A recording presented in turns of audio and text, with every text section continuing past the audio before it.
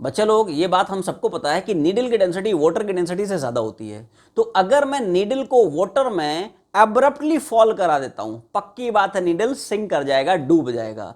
But अगर मैं उसी नीडल को ऑनटू द वाटर सरफेस बहुत धीरे से जेंटली प्लेस करता हूं, पक्की बात है नीडल फ्लोट करेगा, सिंक नहीं करेगा। Let's check it out. So बच्चों, जैसा आप देख पा रहे हैं, मैं इस नीडल को बहुत ही जेंटली प्लेस करने वाला हूं ऑनटू दिस वाटर सरफेस। मैंने एक छोटा सा पीस ऑफ पेपर ले लिया है और जैसे ही इस पीस ऑफ पेपर को अगर मैं बहुत ही जेंटली रिमूव करता हूं तो पक्की बात है नीडल सिंक नहीं करेगा, डेफिनेटली फ्लोट करेगा। हा, as you can see it, let's check it out. So बच्चे लोग, जैसा कि अभी आपने एक्सपेरिमेंट में देखा कि अगर मैं एक नीडल को बहुत ही gently on to the water surface place कर देता हूं तो नीडल फ्लोट करता है, सिंक नहीं करता है। सो अब बच्चों, इसमें जो फिजिक्स इन्वॉल्व है उसकी चर्चा करेंगे। सो प्यारे बच्चों, इसके पीछे का जो बेसिक रीजन है, it's very simple and surface tension. Because of surface tension, liquid का जो एक्सपोज सरफेस है इट एक्चुअली में behaves as a stretch membrane. And because of surface tension, surface में थोड़ी बहुत इलास्टिसिटी रहती है। एंड जैसे ही आप नीडल को लिक्विड सरफेस पे प्लेस करते हो तो सरफेस में एक डिप्रेशन आ जाती है, एक डेंट पड़ जाता है, डिंपल पड़ जाता है। सो बच्चों, लिक्विड सरफेस टेंशन की वजह से नीडल पे जो फोर्स लगाता है it exist in vertically upward direction. और ये जो सरफेस टेंशन की वजह से फोर्स है, यही फोर्स नीडल के वेट को बैलेंस कर ले जाता है, जिसकी वजह से the needle exist in equilibrium.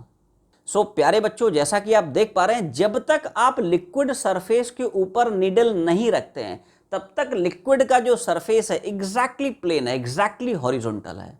और जैसे ही आप लिक्विड सरफेस के ऊपर नीडल रखेंगे तो सरफेस में एक डिप्रेशन आ चुकी है, एक डेंट पड़ गया, डिंपल पड़ गया है।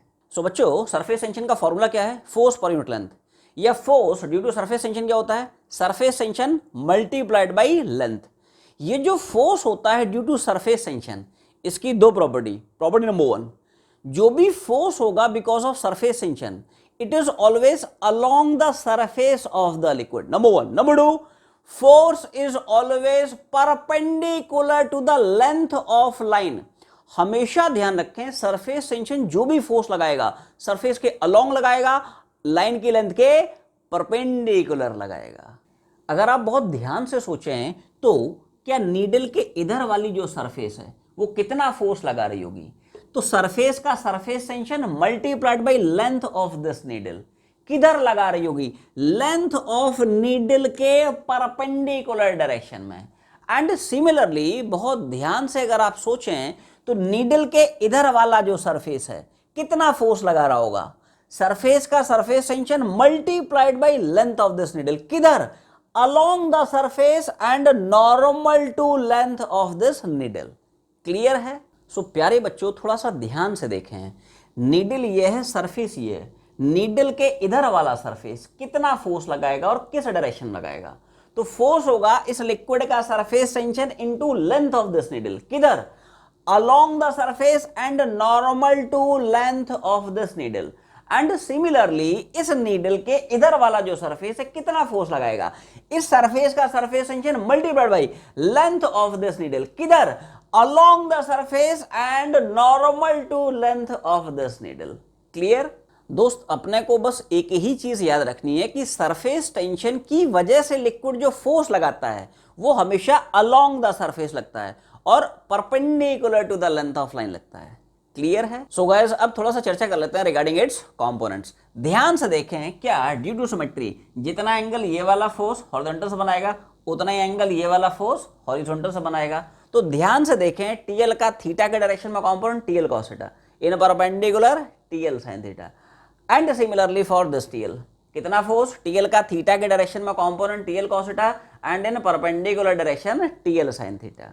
सो प्यारे बच्चों, जैसा कि आप देख पा रहे हैं, टीएल का cos थीटा एंड टीएल का cos थीटा कंपोनेंट्स ये एक दूसरे से कैंसल आउट कर जाते हैं और सरफेस टेंशन की वजह से जो नेट फोर्स है it is TL sin theta plus TL sin theta which is 2TL sin theta.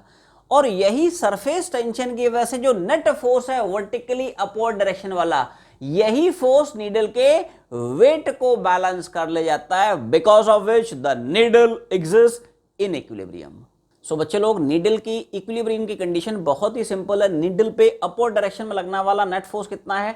TL sin theta plus TL sin theta, that is 2TL sin theta. और यही अपवर्ड डायरेक्शन वाला force needle के downward direction वाले force, that is wait को balance कर रहा है। सो बच्चे लोग, फाइनली बस ध्यान अपने को ये रखना है कि सरफेस टेंशन की वजह से सरफेस नीडल पे जो नेट फोर्स लगाता है वो अपवर्ड डायरेक्शन में होता है, जो कि नीडल के वेट को बैलेंस कर ले जाता है, because of which the needle stage in equilibrium. और बच्चों, ये जो एक्सप्रेशन है ये भी अपने को ध्यान में रखना है, इस पर बेस आपको न्यूमेरिकल प्रॉब्लम्स भी मिल सकते हैं।